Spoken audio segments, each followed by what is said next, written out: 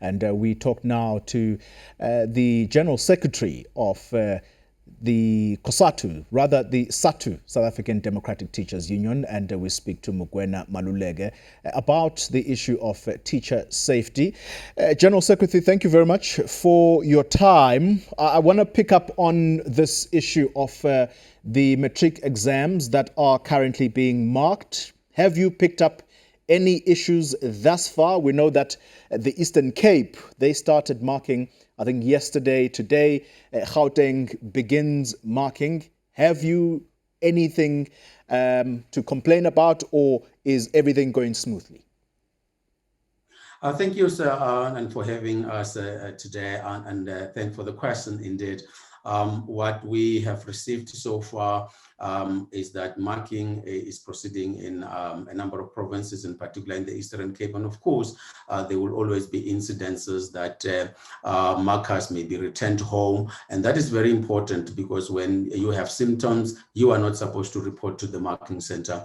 When you show some high temperatures and you did not know, clearly it is that the center will put you in a waiting room. And if it's not improving, they will send you back, and therefore the substitute marker will then have to be brought in at that stage.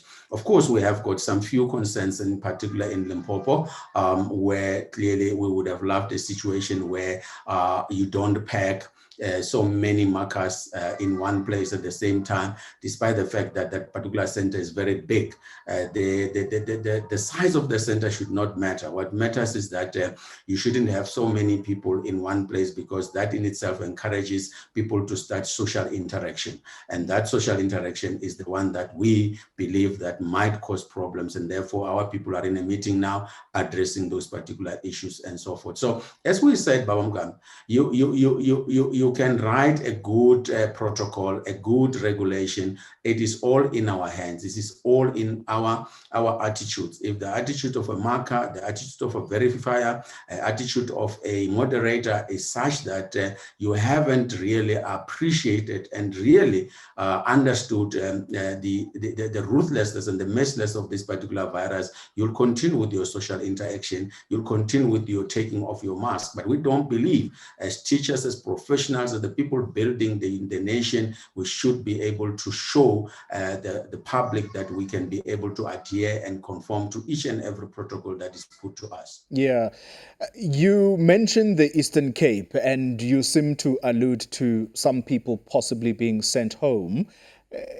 Is everything above board there, or are you pointing to some kind of disruption with regards to this marking? There are some reports that a sizable number of markers had to be sent home.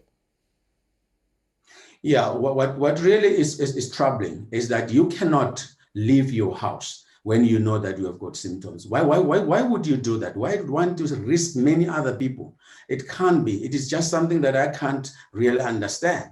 And clearly it is that you are not supposed to even be sent back by the center. You are not supposed to report. That is what the protocol is saying. The protocol says it's very clear. If you have got symptoms, do not report. If you are not well, it doesn't matter whether it is COVID or not COVID. Just the fact that I'm not well, I'm not supposed to be reporting, because this is voluntary work. So we appreciate that you volunteer to serve your country, but at the end of the day, it shouldn't be that volunteering to serve your country, you do that at the expense of many other children and many other people in this particular country. So indeed, in the Eastern Cape, they did very well by screening and being able to send those who are affected back home, and they must do that consistently on a daily basis. Even if they means to do it 3 times, 4 times in a day, they must do that, because they cannot risk even a single marker or a single official that works in the center. Yeah. And it is a responsibility that we must take very seriously as the people of our country. Very briefly,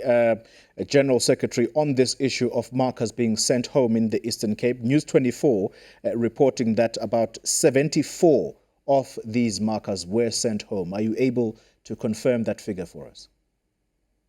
I am not able to confirm the figure. I've been trying to get the information, and as we are beginning this interview now, I had to block one of the calls from my provincial secretary who might have shed some light around that, and therefore I don't want to speculate. We are investigating what might have happened, but what we must comment is that if the Department of Education was able to see that some people have got symptoms, they did the best to make sure that they return those particular markers back home. Yeah. General Secretary, I'm out of time, but I've got to put the question to you. 2021, it looks like we're going to start off with disruptions. The previous year, or should I say last year, the academic calendar was severely interrupted. Do you expect the same challenges this time around, in particular around the safety of teachers and pupils with this virus more transmissible now?